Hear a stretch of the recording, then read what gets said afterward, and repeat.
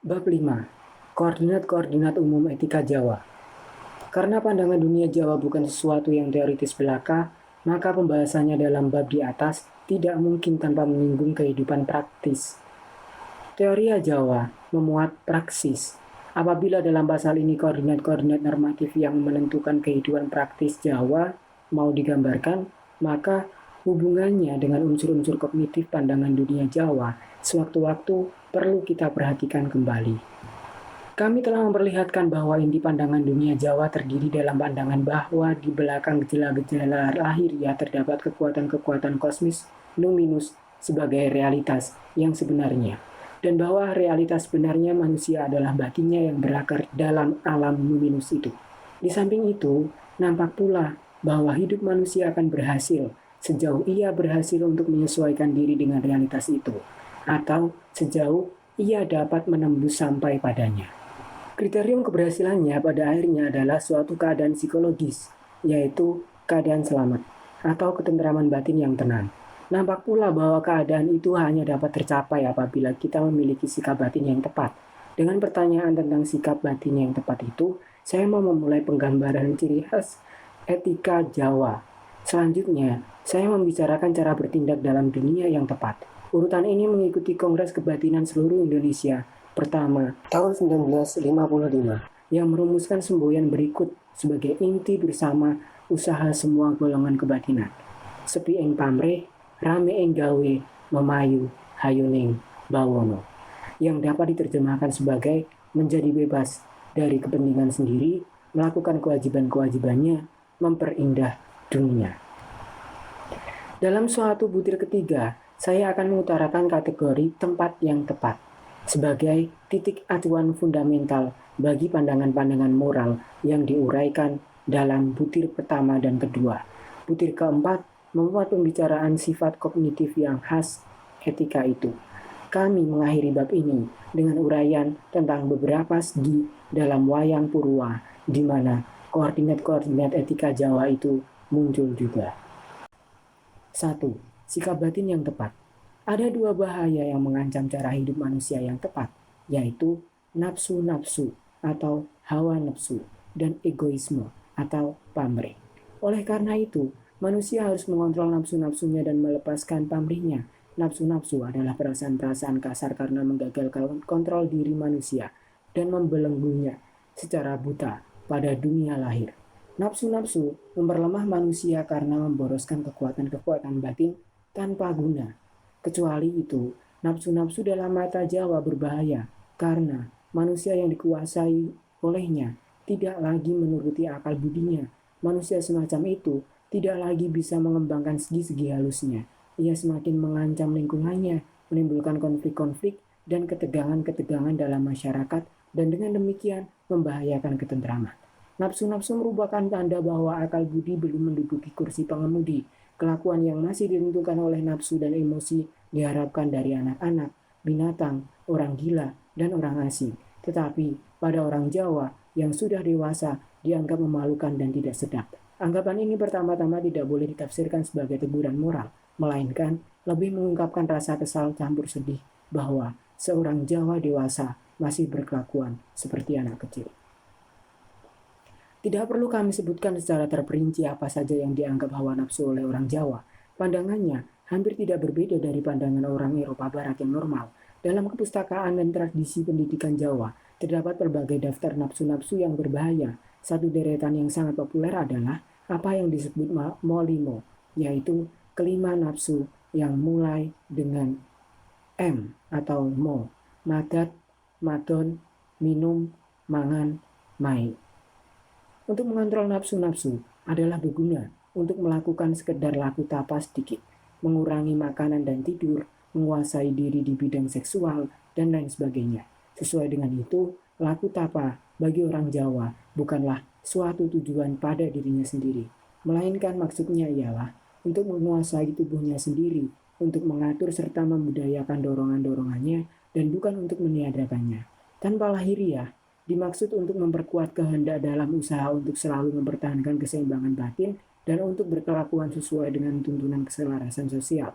Tapa berat seperti berpuasa lama dan keras, menghentikan segala pergaulan seksual dan latihan-latihan lain yang telah disebut tidak dianjurkan kepada halayak ramai, melainkan hanya bagi orang yang mempunyai kekuatan batin istimewa. Siapa yang ingin memperoleh kekuatan batin yang lebih besar, misalnya kekuatan untuk menahan gigitan ular berbisa, atau siapa yang ingin memperoleh seorang tuyul yang kemudian mencuri uang baginya, dialah yang harus melakukan tapa berat itu. Manusia biasa berpegang pada patokan, jangan berhenti bekerja sebelum capai, jangan makan sebelum lapar. Bahaya kedua yang harus diperhatikan orang adalah pamrih. Bertindak karena pamrih berarti hanya mengusahakan kepentingan sendiri individualnya saja, dengan tidak menghiraukan kepentingan-kepentingan masyarakat. Secara sosial, pamrih itu selalu mengacau karena merupakan tindakan tanpa perhatian terhadap keselarasan sosial. Sekaligus, pamrih memperlemah manusia dari alam karena siapa yang mengejar pamrihnya memutlakkan kelakuannya sendiri. Dengan demikian, ia mengisolasikan dirinya sendiri dan memotong diri dari sumber kekuatan batin yang tidak terletak dalam individualitasnya yang terisolir, melainkan dalam dasar nominus yang mempersatukan semua keakuan pada dasar jiwa mereka. Ia mencari kepentingan-kepentingannya dalam dunia dan dengan demikian mengikat diri pada alam luar, sehingga ia kehilangan kesanggupan untuk memusatkan kekuatan batin dalam dirinya sendiri. Dengan menyerahkan diri pada kepentingan-kepentingan pribadinya, ia membiarkan kekuatan-kekuatan itu menghilang tanpa faedah.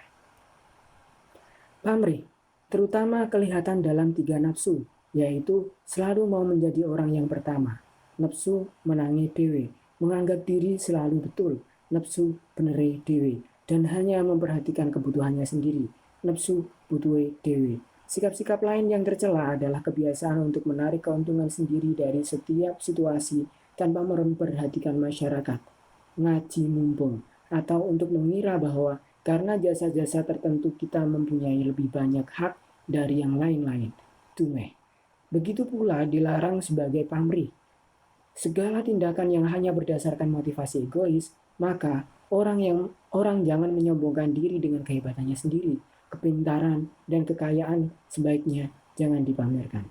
Sikap dasar yang dalam paham Jawa menandai watak yang luhur adalah kebebasan dari pamrih, sepi ing pamrih. Manusia itu sepi ing pamrih apabila ia semakin tidak lagi perlu gelisah dan prihatin terhadap dirinya sendiri, semakin bebas dari nafsu ingin memiliki, hal mana sekaligus mengandaikan bahwa ia telah mengontrol nafsu-nafsunya sepenuhnya dan menjadi tenang.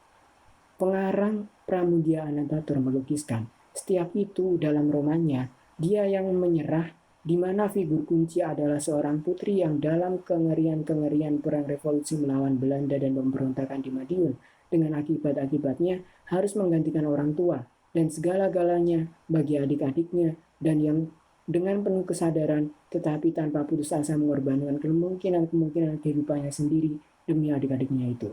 Sikap sepi yang pamrih dikembangkan orang Jawa melalui banyak sikap yang lebih terperinci. Ciri khas sikap-sikap itu adalah kombinasi antara suatu kemantapan hati yang tenang, kebebasan dari kekhawatiran tentang diri sendiri, dan kerelaan untuk membatasi diri pada peran dalam dunia yang telah ditentukan.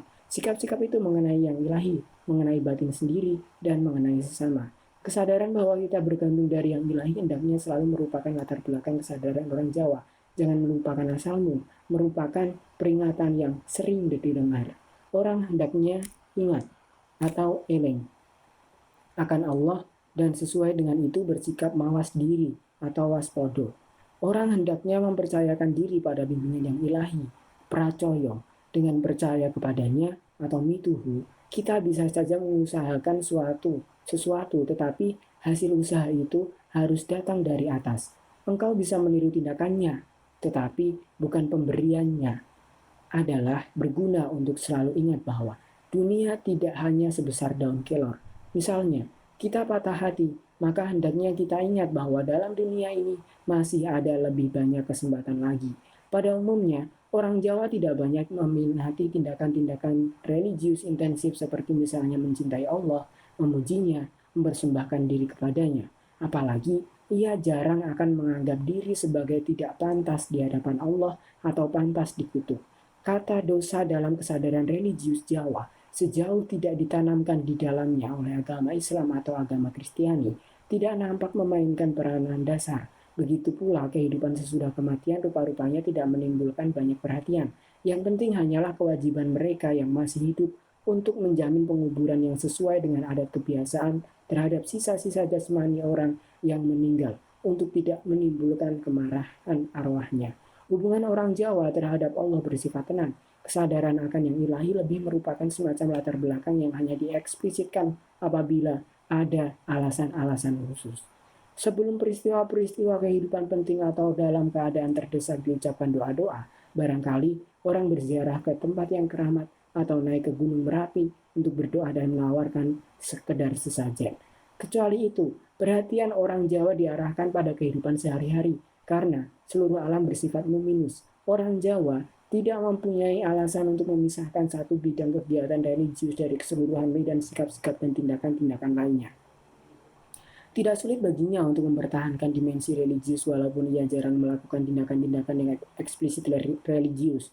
Siapa yang dengan demikian menyadari bahwa ia akhirnya selalu akan seluruhnya tergantung dari yang ilahi, dengan sendirinya menemukan sikap yang tepat terhadap apa saja yang dialaminya. Beberapa sikap khas yang dinilai sebagai tanda kematangan moral akan saya sebut di sini. Orang Jawa hendaknya bersikap sabar. Sabar itu tanda seorang pemimpin baik. Ia maju dengan hati-hati, melangkah dengan mencoba-coba, seperti kalau ia melangkah di atas papan yang belum diketahui kekuatannya. Sabar berarti mempunyai nafas panjang dalam keadaan bahwa pada waktunya nasib yang baik pun akan tiba. Sikap-sikap penting lain ialah nerimo dan ikhlas. Nerimo berarti menerima segala apa yang mendatangi kita tanpa protes dan pemberontakan.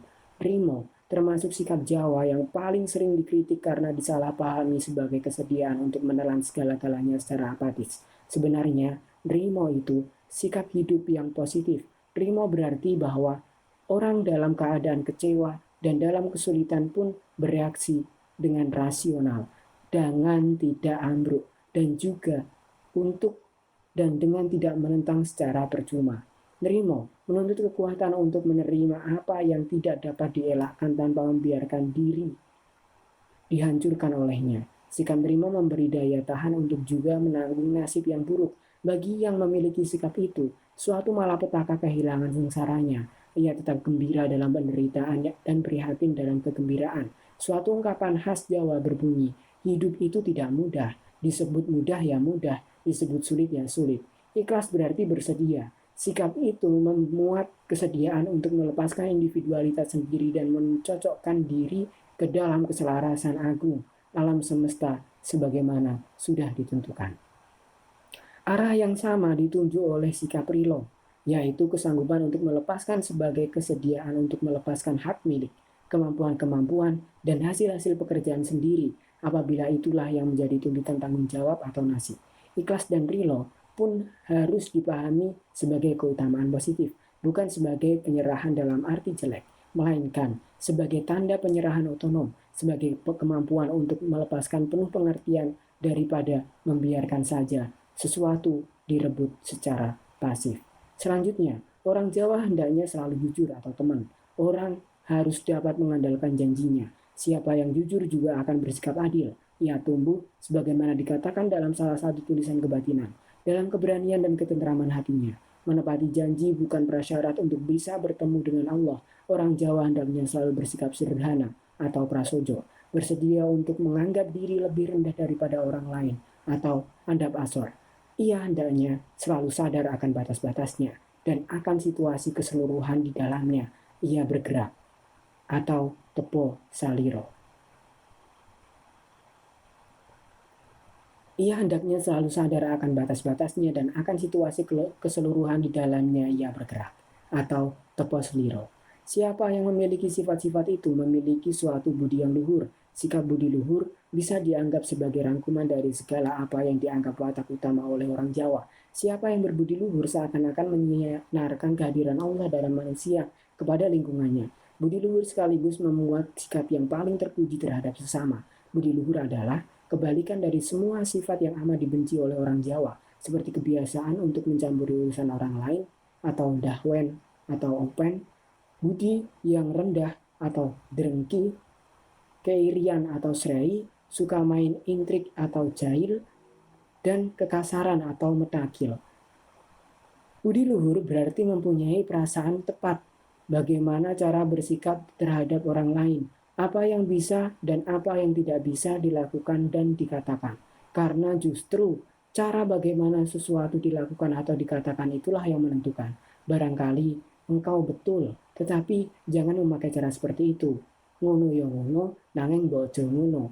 Barangkali kita harus menyakiti seseorang, tetapi kita tidak akan menghancurkannya. Tidak ada gunanya untuk menjadi marah-marah terhadap kejelekan orang lain, karena yang baik akan nampak dan yang jelek akan kelihatan. Siapa yang berbudi luhur akan bersikap baik tidak hanya terhadap orang baik, melainkan juga terhadap orang buruk. Sesama manusia oleh orang Jawa tidak dianggap sebagai objek yang dipakai untuk memuaskan kebutuhan-kebutuhannya, melainkan sesama pada dirinya sendiri merupakan kebutuhannya. Kebersamaan itu suatu tujuan pada dirinya sendiri. Suatu patah Jawa yang sering disebut-sebut dan menurut hemat saya cukup sesuai dengan kenyataan berbunyi, makan atau tidak makan, pokoknya kita bersama. Dan apa yang kita punyai, kita bagi. Kalau sedikit dibagi sedikit, kalau banyak dibagi banyak.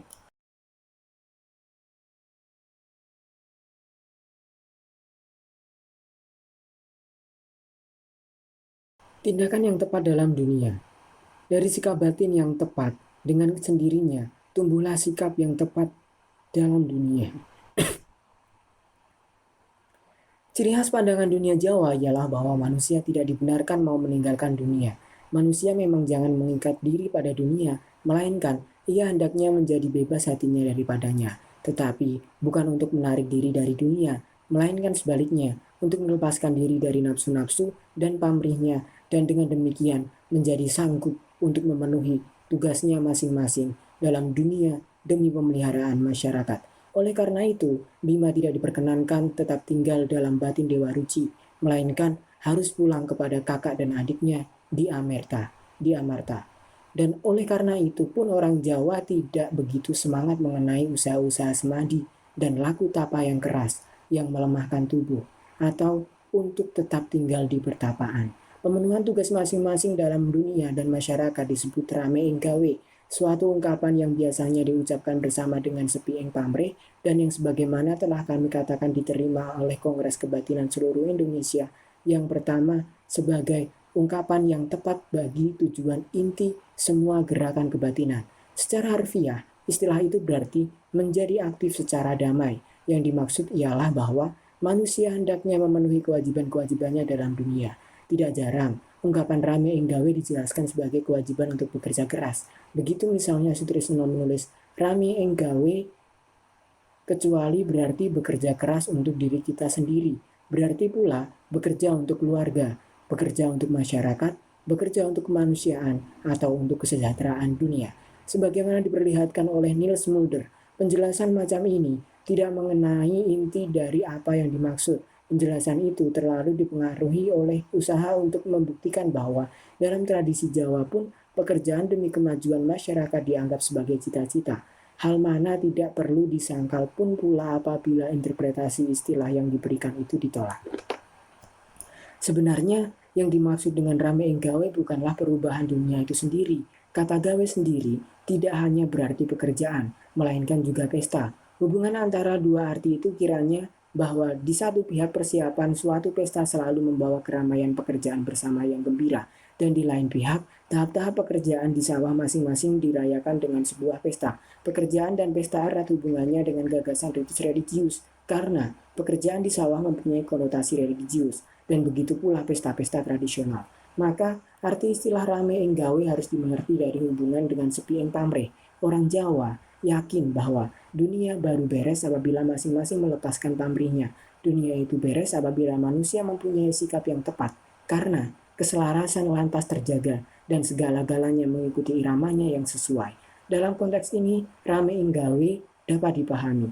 Rame enggawe bisa dipandang sebagai sepi ing pamrih, dilihat dari segi keaktifan, pelepasan aktif terhadap pengejaran kepentingan-kepentingan sendiri demi keselarasan sosial. Dengan kata lain, rame enggawe berarti bahwa setiap pihak hendaknya memenuhi kewajibannya pada tempatnya masing-masing.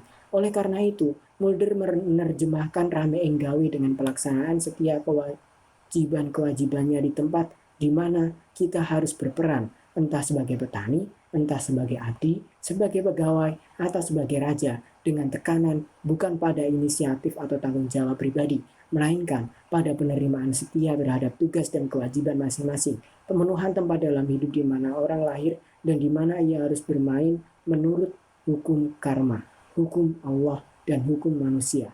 Apabila manusia sudah sepieng pamrih, jadi apabila ia tidak mengejar kepentingan-kepentingan individualnya tanpa memperhatikan keselarasan keseluruhan, ia berada di tempat yang tepat dalam kosmos. Segi aktif pengambilan tempat yang tepat tidak lain hanyalah pemenuhan kewajiban-kewajiban sendiri.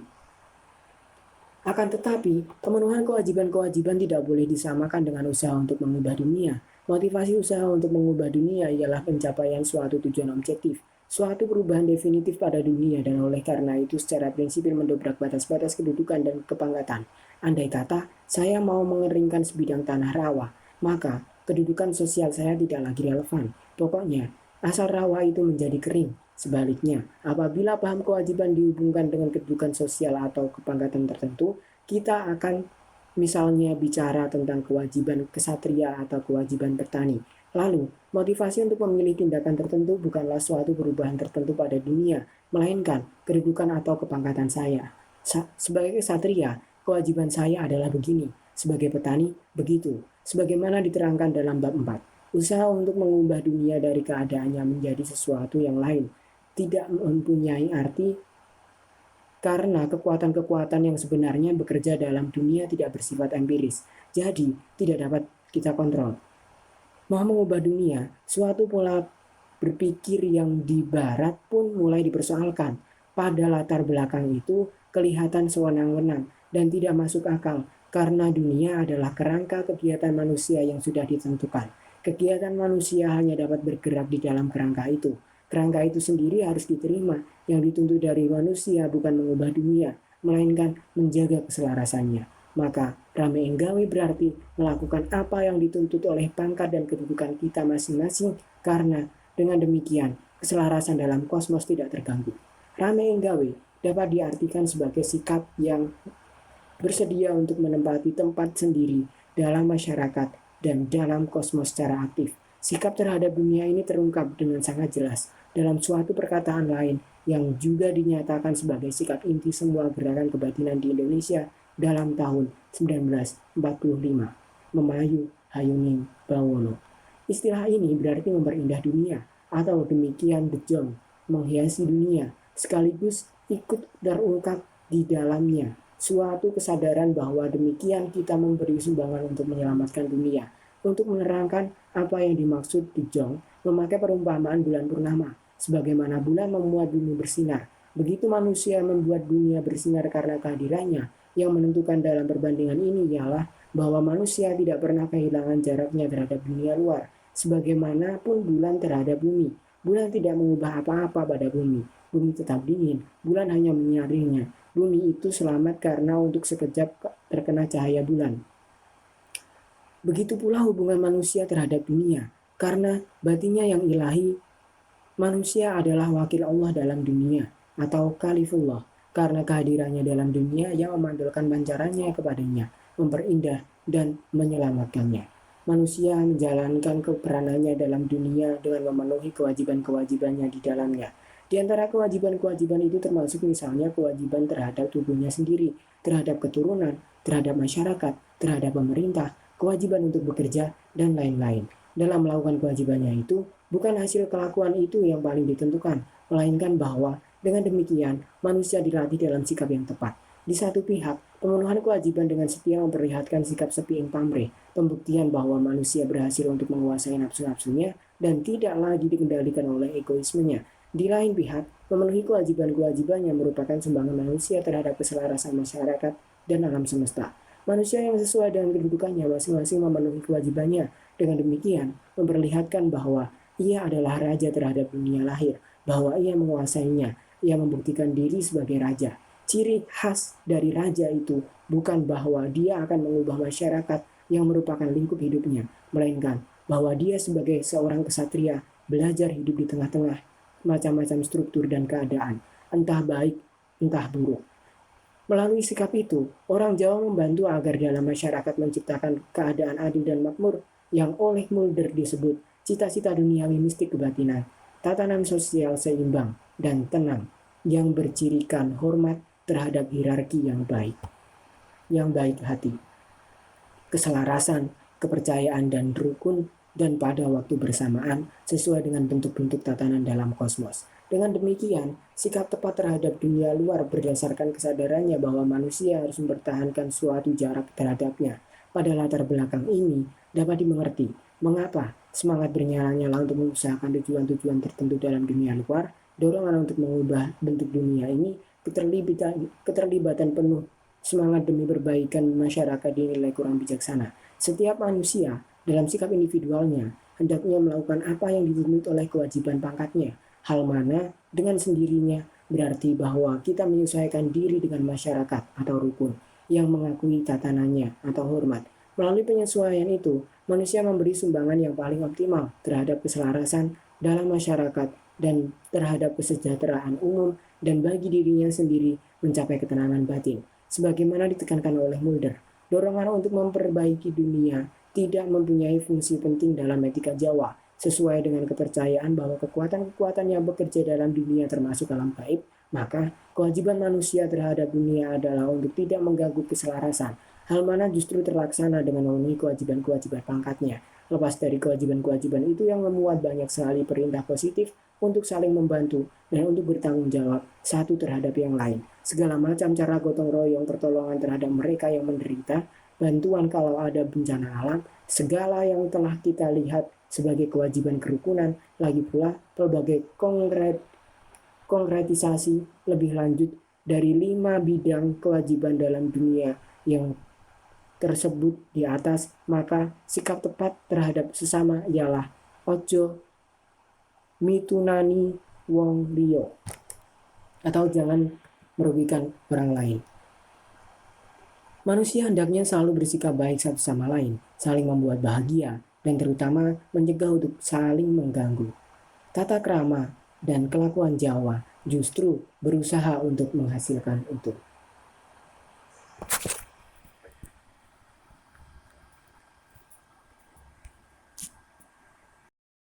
3.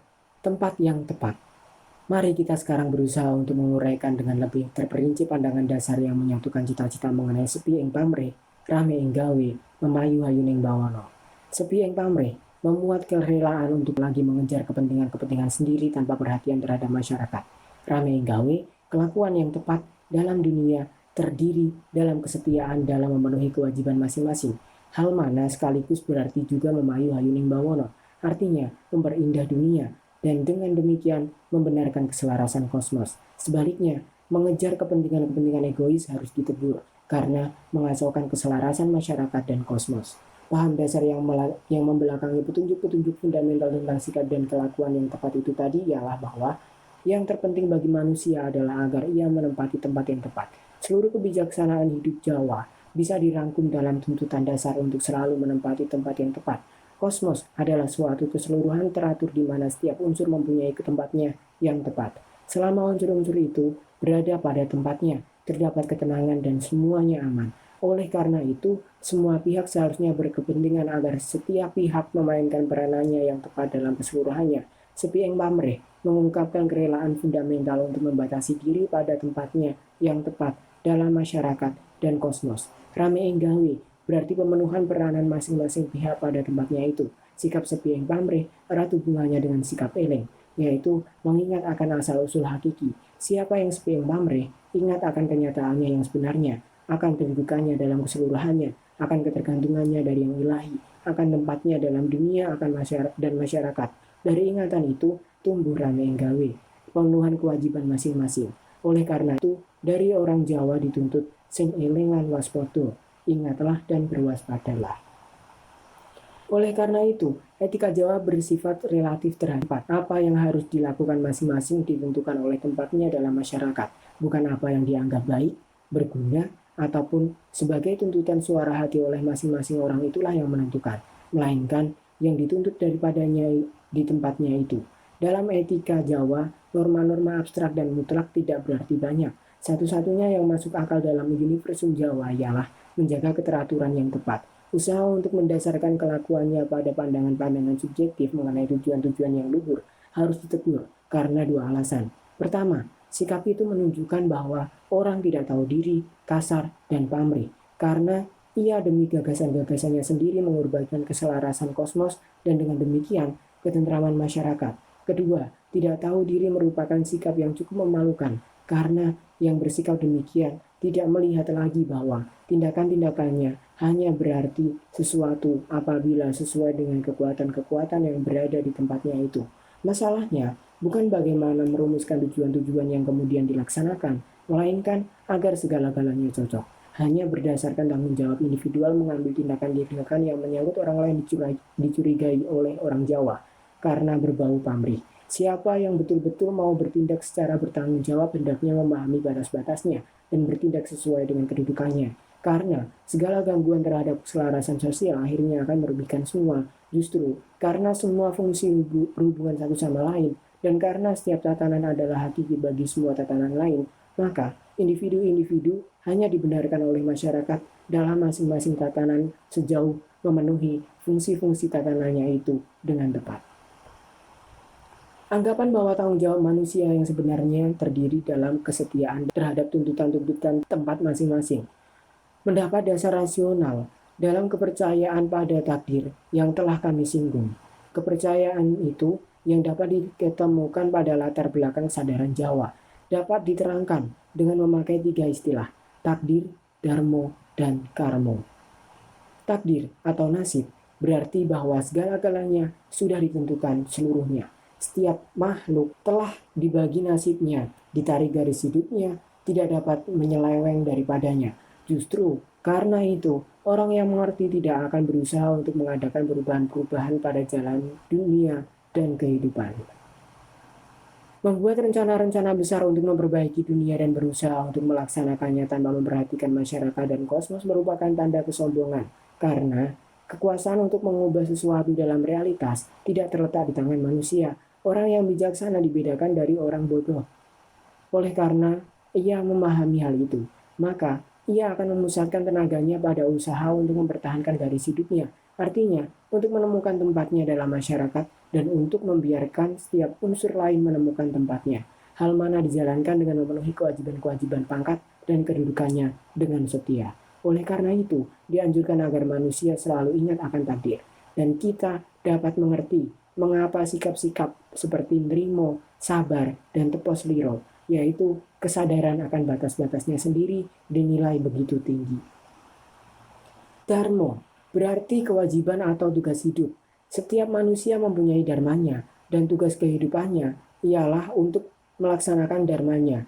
Ia menemukan dharmanya dalam kewajiban-kewajiban yang ditentukan baginya oleh kedudukannya dalam dunia dan dalam masyarakat. Diharapkan bahwa setiap orang memenuhi dharmanya dengan setia demi kesejahteraan masyarakat, demi pemeliharaan keselarasan kosmos, dan demi untuk mencapai ketentraman batin. Istilah dharma berhubungan dengan anggapan bahwa setiap manusia, entah kecil, entah besar, entah penting, entah tidak, mempunyai tugasnya yang khas dalam keseluruhan, bahwa keselarasan keseluruhan dan dengan demikian perdamaian dan kemakmuran masyarakat justru tergantung dari apakah setiap pihak memenuhi tugas hidupnya yang khas itu. Di sini pun berlaku bahwa setiap usaha seseorang untuk berdasarkan anggapan-anggapan pengertian-pengertian ataupun tanggung jawabnya sendiri dan tanpa memperhatikan tempat dan kedudukannya, mengusahakan pelaksanaan tujuan-tujuannya sendiri, menampakkan bahwa pengertiannya tentang dirinya sendiri masih sangat terbatas. Hal mana patut disayangkan dan akan mempunyai akibat yang kurang baik bagi masyarakat. Istilah ketiga, karma, menunjukkan pada hukum ilahi yang memayungi segala tindak tanduk kita. Tekanan dalam paham Jawa tentang karma tidak terletak pada suatu keadaan adikodrati. Misalnya pada paham kelahiran kembali, paham itu pada orang Jawa tidak menyolok dan bagaimanapun juga nampaknya tidak mempunyai kekuatan untuk memberi motivasi pada kelakuan sehari-hari. Melainkan orang Jawa berpikir tentang pembalasan dalam hidup ini Kita misalnya diperingatkan agar jangan menertawakan orang cacat dengan ucapan mengko mundak kualat. Jangan-jangan nanti kau kena hukumannya. Jadi, karma dalam lingkungan kebudayaan Jawa pertama-tama merupakan istilah negatif, hampir sama dengan pembalasan. Pikiran akan karma, bukan akan karmanya pribadi, adalah motif kuat untuk mencegah tindakan-tindakan yang kurang pantas. Namun, anggapan tentang karma juga merupakan rangsangan untuk melaksanakan apa yang menjadi dharmanya melalui kewajiban-kewajiban pangkatnya. Apa yang secara konkret harus dilakukan oleh masing-masing orang untuk memenuhi tugas hidupnya diperolehnya dari 5 sumber. Yang pertama adalah adat istiadat sebagaimana ditradisikan dalam keluarganya, dalam desanya, dan seterusnya. Dalam adat istiadat, pengalaman-pengalaman bersama masyarakat mendapat ungkapan normatifnya. Di situ termaksud segala macam kebiasaan, upacara, tabu, bentuk-bentuk gotong royong, dan seakan-akan dengan sendirinya diresapkan oleh setiap individu.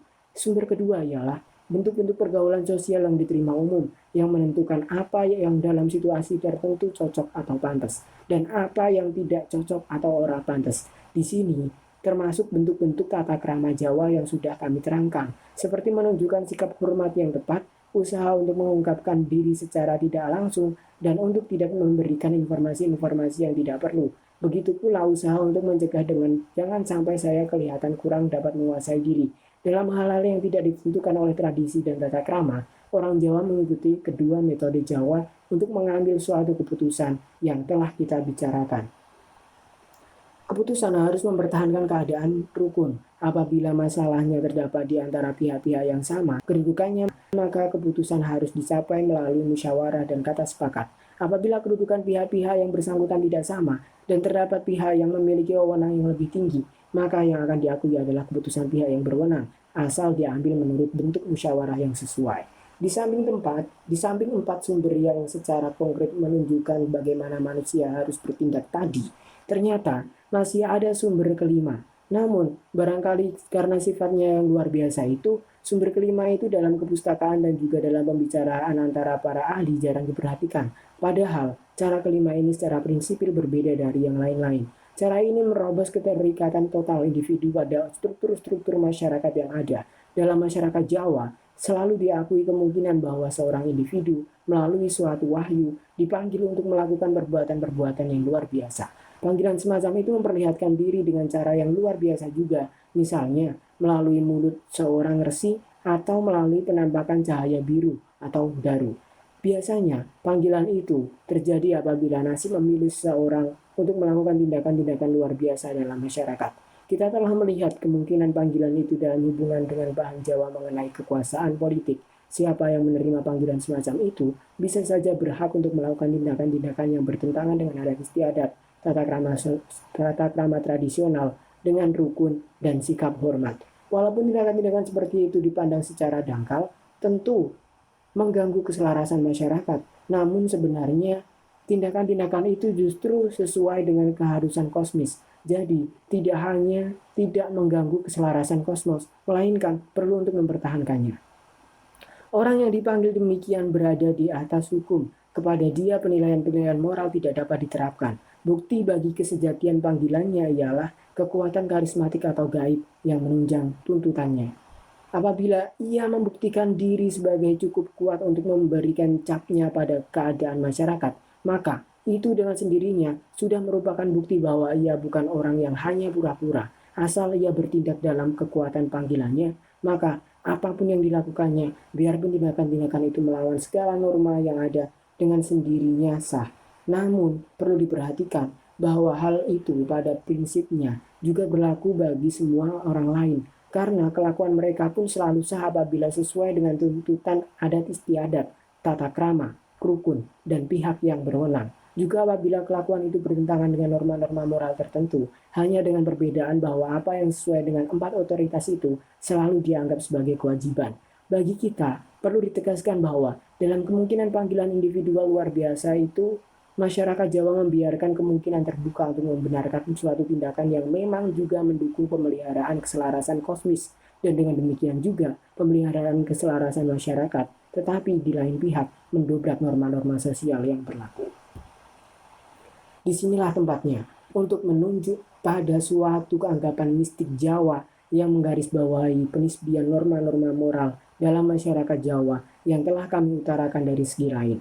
Jalan mistik Jawa kepada tujuan persatuan hamba dan Tuhan melalui beberapa tahap. Tahap pertama adalah pertentangan antara nafsu-nafsu jahat yang biasanya dilambangkan dengan warna hitam, merah, dan kuning, dan nafsu baik yang berwarna putih. Hanya siapa yang mengalahkan warna hitam, merah, dan kuning bisa meneruskan perjalanannya ke persatuan mistik. Namun, apabila pertempuran dalam hati sendiri sudah dimenangkan oleh nafsu baik, maka si pencari meninggalkan seluruh permasalahan tentang baik dan buruk di belakangnya. Pangeran Mangkunegara menulis dalam pengantar beliau ke dalam mistik wayang.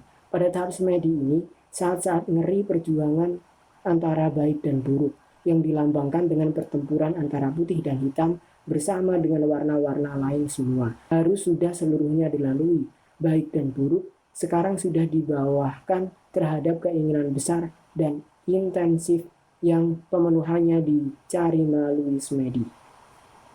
Begitu pula kita membaca dalam kisah Dewa Ruci bahwa semua 4 warna jadi tidak hanya nafsu-nafsu jahat harus diatasi apabila kita mau maju dalam soal mistik. Seluruh perjuangan baik dan buruk bagi orang mistik Jawa merupakan masalah sementara saja karena hanya bisa muncul pada tahap-tahap pertama perjalanan kepada dasar dirinya sendiri yang sebenarnya. Apabila tahap-tahap itu sudah dilewati, maka manusia mencapai suatu realitas yang sedemikian memenuhinya sehingga ia sama sekali mantap dalam dharmanya. Manusia seakan-akan sudah tercocok dalam keselarasan kosmos sehingga dalam segala-galanya ia mengikuti irama keselarasan itu. Pada dasarnya, pandangan itu hanya merupakan versi lain dari pendapat bahwa kekuasaan dimengerti sebagai pemusatan kekuasaan kosmis atau kasekten, membenarkan dirinya sendiri dan bahwa manusia sebenarnya tidak berkuasa untuk mengambil tindakan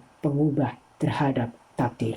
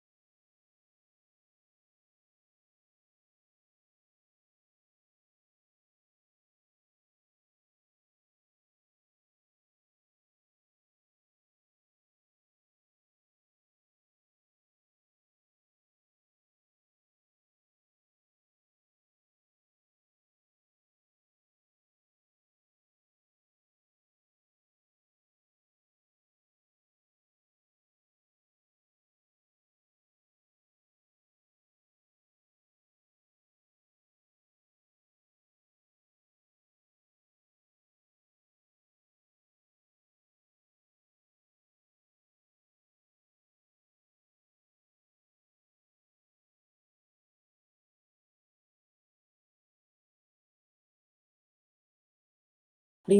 Etika wayang. Bentuk wayang yang paling populer di Jawa adalah wayang kulit, di mana dipakai wayang-wayang yang terukir indah dari kulit dan lakon-lakonnya diambil dari lingkaran klasik wayang purwa. Wayang-wayang itu digerakkan oleh seorang dalang di depan layar putih yang disinari blencong atau lampu, sehingga bayangan wayang-wayang itu dilemparkan pada layar. Para penonton duduk di kedua sisi layar, jadi mereka bisa memilih apakah mau melihat bayang-bayang atau boneka-boneka berwarna sendiri. Lakon-lakon wayang purwa diambil dari 4 siklus yang bahannya sebagian besar berasal dari India. 1. Mitos-mitos masa permulaan kosmos yang mengenai dewa, raksasa, dan manusia pada permulaan zaman. 2. Siklus Arjuna Sasrabahu yang memuat pendahuluan epos Ramayana. 3. Siklus Ramayana. Dan 4. Siklus Mahabharata. Di kalangan Jawa, siklus Mahabharata lah yang paling populer. Pertunjukan wayang purwa diadakan pada berbagai kesempatan sosial atau kerumah tanggaan untuk menjamin agar segala sesuatu berjalan dengan baik dan untuk mencegah berbagai bahaya. Begitu pula pada hari-hari besar kehidupan seperti perkawinan, apabila bayi yang baru lahir lepas tali pusarnya, sunat, dan lain-lainnya. Tetapi juga pada peristiwa-peristiwa penting seperti pada permulaan pembangunan sebuah rumah, kalau orang naik pangkat atau lain sebagainya. Berikut ini saya membatasi diri pada wayang purwa, siklus Ramayana, dan Mahabharata. Dalam wayang, penonton bertemu dengan sejumlah besar pribadi yang beraneka macam. Ada dewa dan ada brahmana, ada kesatria, raksasa, atau buto, dan punokawan. Kebanyakan berpihak pada salah satu dari dua kam yang saling berperang. Dalam Ramayana, Kam Rama melawan Kam Rahwana. Dalam Mahabharata, kelima kakak beradik Pandawa dan kawan-kawannya melawan ke-99 kakak beradik Kurawa. Setiap pangkat mempunyai norma-norma kelakuannya sendiri, tetapi masing-masing wayang pun mempunyai nasibnya sendiri yang ditentukan oleh para dewa. Apabila setiap wayang memenuhi tugasnya, tatanan seluruh alam semesta dan masyarakat terpelihara. Pada wayang-wayang itu, pada tindakan dan nasib masing-masing, orang Jawa dapat memahami makna kehidupan. Salah satu ciri khas wayang menurut Anderson ialah bahwa lakon-lakon itu penuh dengan masalah yang menimbulkan pertanyaan-pertanyaan moral. Begitu misalnya, Salya mendengar bahwa mempelainya yang tercinta, Satyawati, adalah anak raksasa Bagaspati. Padahal menurut tata krama kesatria, seorang kesatria tidak boleh berkeluarga dengan raksasa. Perkawinan hanya bisa berlangsung apabila Bagaspati dibunuh sebelumnya. Demi kebahagiaan anaknya, Bagaspati sendiri menyuruh Salya untuk membunuhnya. Salya mengetahui bahwa dengan demikian pun ia melanggar kode etika kesatria. Ia membunuh Bagaspati yang sebelum meninggal mengutuk Salya agar mati dengan cara kekerasan. Sebagaimana dikatakan Anderson, problem-problem moral kisah ini menimbulkan pertanyaan-pertanyaan yang sulit terjawab bagi para penonton. Apakah Satyawati seharusnya berpihak pada ayahnya? Apabila Bagaspati mau mengorbankan diri, mengapa ia mengutuk Salya? Siapa sebetulnya kesatria yang sebenarnya? Suatu konflik prinsipil muncul dalam Ramayana maupun Mahabharata. Dalam Ramayana, Kumbakarna dan Wibisana tidak menyetujui kelakuan kakak mereka, Rahwana, yang telah menculik Sinta, istri Rama, namun mereka menarik kesimpulan yang berbeda-beda. Wibisana yang lebih muda merasa berkewajiban untuk berjuang di pihak keadilan. Oleh karena itu, ia menyeberang ke bala tentara Rama. Rupa-rupanya, sikapnya itu dinilai sebagai tepat. Ia dianggap seorang kesatria utama, sedangkan Kumbakarna merasa berkewajiban untuk tetap setia terhadap kakak dan rajanya yang jahat itu dan untuk membela tanah air. Walaupun diketahuinya bahwa Rama merupakan penjelmaan Wisnu dan oleh karena itu akan menang dalam perang, ia memakai pakaian putih seperti pada upacara kematian dan memasuki medan perang di mana ia tewas sudah bertempur dengan hebat. Rupa lahiriah Kumbakarna adalah bagaikan raksasa yang sangat menjijikan, berbeda dengan Wibisana yang berupa halus. Namun, ia termasuk wayang yang paling dicintai dan tragika kematiannya amat mengharukan para penonton. Siapakah yang benar, Wibisana, atau Kumbakarna. Konflik yang sama terdapat juga dalam perang Bharatayuddha yang merupakan puncak epos Mahabharata, walaupun tidak begitu menonjol. Orang yang bersangkutan di sini adalah Sanjaya dan Karna. Adipati Karna sebenarnya kakak seibu dengan Arjuna, tetapi karena Prabu Suyudana, Raja para Kurawa, memberi kerajaan Awangga kepadanya, karena merasa berhutang budi, dan ia berpihak pada Kurawa yang akan tewas semua. Kresna, sahabat dan penasihat agung para Pandawa dan penjelmaan Wisnu, mencoba untuk meyakini Karna agar memihak pada pihak Pandawa. Namun, berdasarkan hutang budinya terhadap Suyudana, Karna menolak. Karena disitulah nampak budinya yang luhur. Sedangkan Sanjaya memihak pada Pandawa berdasarkan keyakinannya bahwa kesatria yang baik harus membela yang baik dan benar. Sanjaya dan Karna membela prinsip-prinsip yang berlawanan. Dua-duanya mati dalam perang besar. Bagi kita, masalah bukan bagaimana seharusnya konflik antara dua prinsip itu dipecahkan, melainkan yang harus dipertanyakan ialah manakah kerangka acuan konflik ini dalam etika Jawa. Dengan kata lain, apakah dalam etika Jawa konflik ini dapat dipecahkan secara prinsipil dan bukan hanya secara praktis?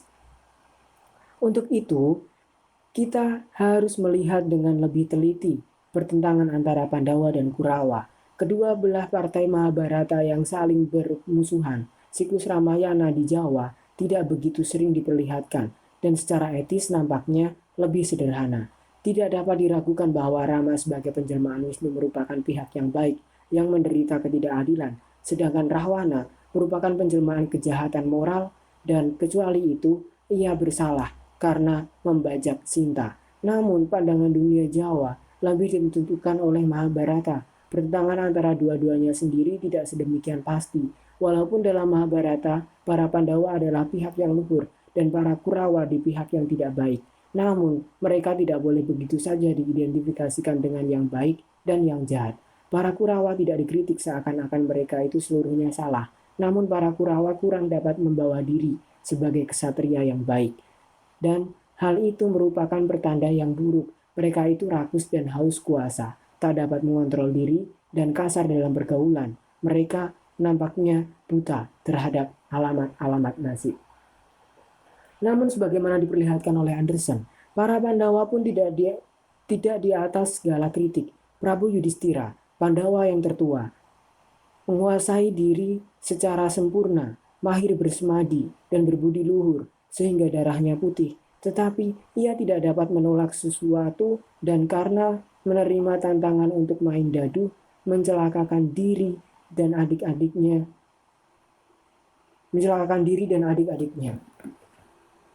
Bima, saudara Pandawa nomor 2 yang menakutkan, yang menyobek-nyobek tubuh lawan-lawannya dengan kuku keramatnya Pancanaka, adalah lurus hatinya, setia, sederhana, dan jujur, tetapi sekaligus kasar dan haus darah.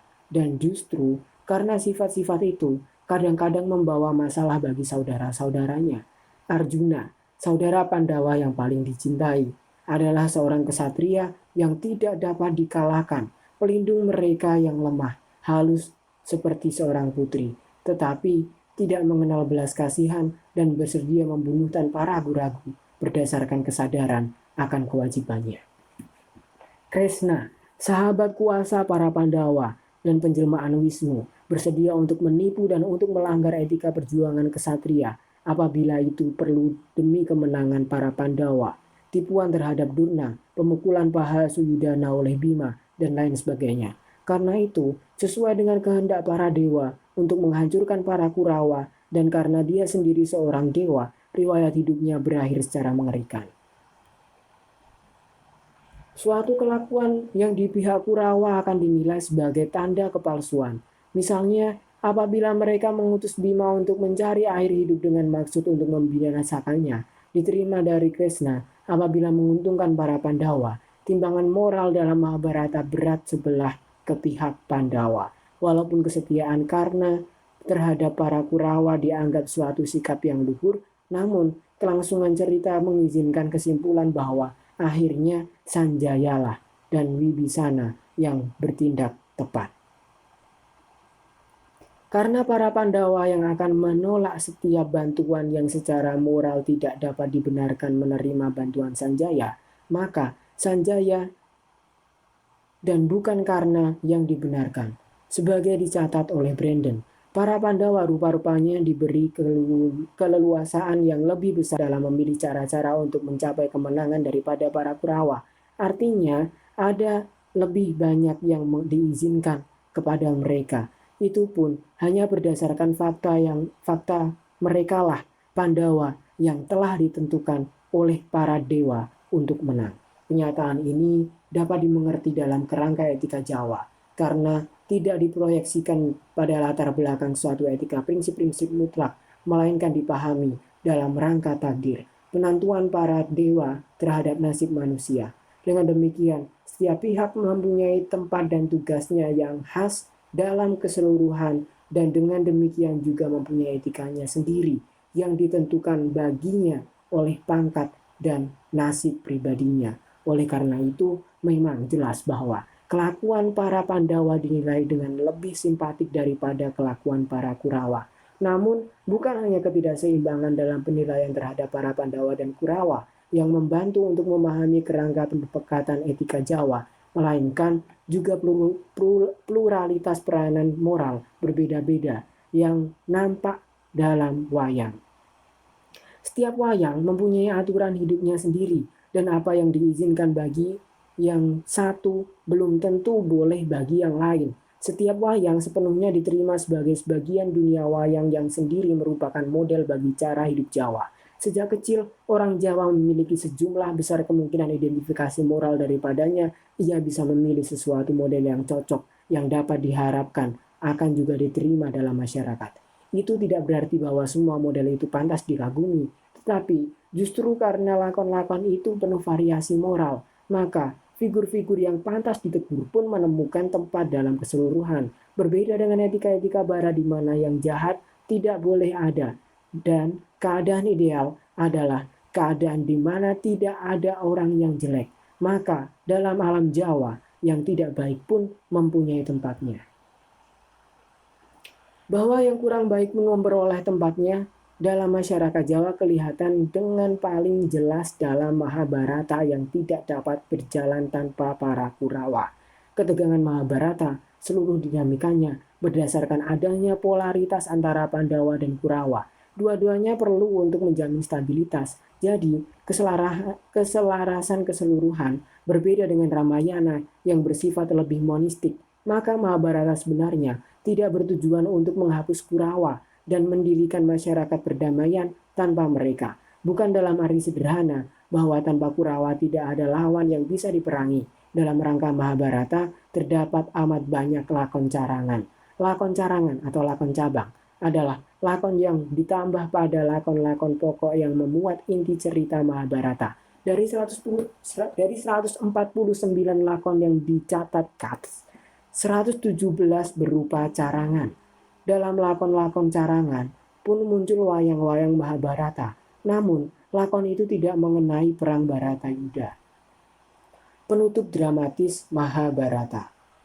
Konflik antara Pandawa dan Kurawa mundur ke latar belakang. Kebanyakan lakon carangan mengambil tempatnya dalam 1 tahun di mana para Pandawa menikmati kekuasaan di Amarta, dengan tidak banyak diganggu-gugat oleh saudara-saudara Kurawa dari Astina. Sedangkan seluruh siklus Mahabharata menjangkau 6 generasi. Sebenarnya, lakon-lakon yang menyenangkan ini, di mana para Pandawa mengalami macam-macam avantir, juga bisa dimainkan sesudah perang Baratayuda berakhir. Namun untuk saat itu, tidak ada lakon carangan satupun. Seakan-akan seluruh vitalitas para Pandawa pun habis dengan penghancuran Kurawa. Sebaliknya, lakon-lakon tentang Baratayuda Jaya Binangun, perang besar antara Pandawa dan Kurawa yang menentukan, di mana para Kurawa dihancurkan, dianggap angker dan membahayakan. Lakon-lakon itu hanya jarang dimainkan dan hanya sudah diadakan berbagai persiapan karena bisa mengakibatkan malapetaka sosial dan kosmis. Sebagaimana diketahui, pada akhir kisah Mahabharata, sesudah semua 99 Kurawa mati, para Pandawa menarik diri ke gunung para dewa, Mahameru. Dalam perjalanan itu, mereka semua meninggal karena kehabisan tenaga, kecuali Yudhistira dan anjingnya. Dengan berakhirnya perang besar, para Pandawa pun kehilangan segala daya hidupnya. Tidak ada lakon satupun yang merayakan kemenangan mereka. Dengan kata lain, sesudah para Pandawa menghancurkan para Kurawa, mereka sendiri pun habis.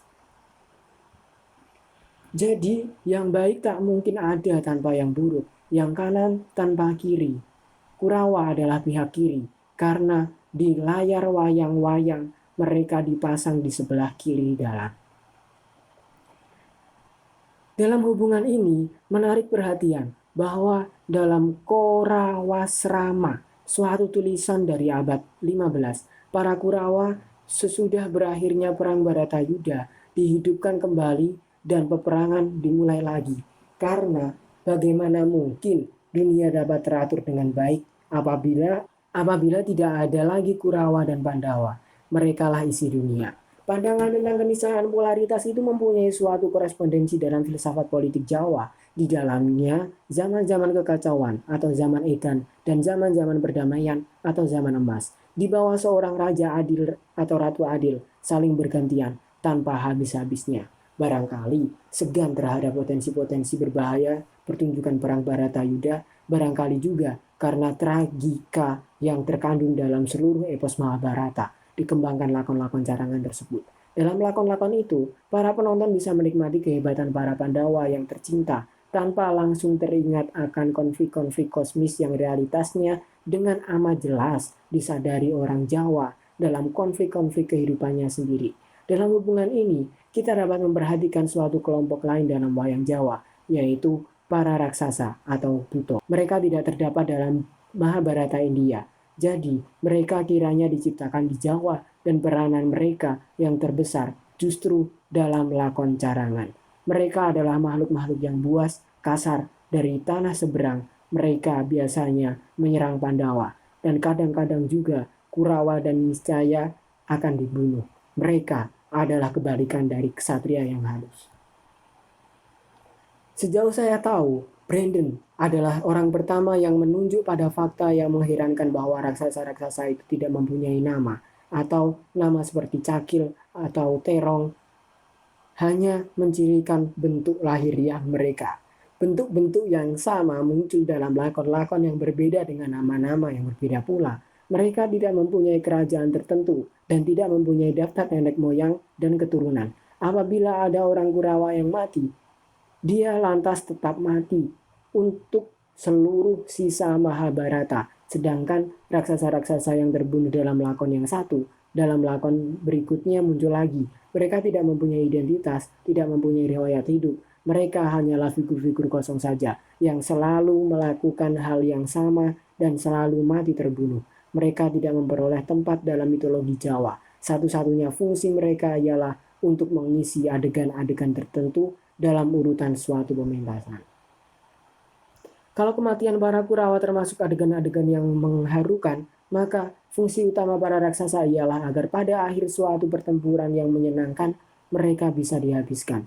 Rupa-rupanya, figur raksasa itu seperti seluruh jenis lakon carangan, diadakan untuk sedikit membelokkan perhatian dari tragika Mahabharata yang gelap.